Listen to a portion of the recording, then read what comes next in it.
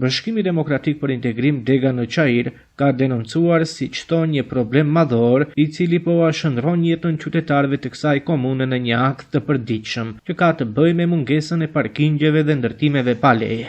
Sot po dalim para jush për të folur për një problem madhor i cili po vështirëson jetën e qytetarëve të Çajirit. Mungesa e parkingjeve dhe rrugët e bllokuara nga stërngarkimi me vetura e paralizojnë jetën normale në këtë komunë.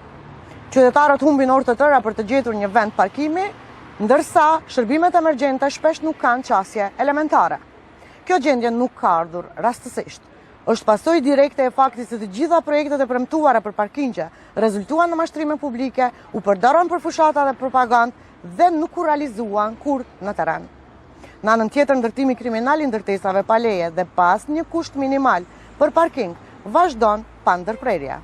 Ndërtesa të reja po mbijnë çdo ditë, pa plan urbanistik, pa standarde dhe përgjithësi, ndërsa komuna vazhdon të mbyll syt.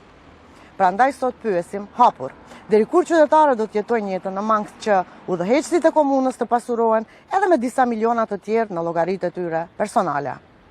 Kjo situatë është e papranueshme.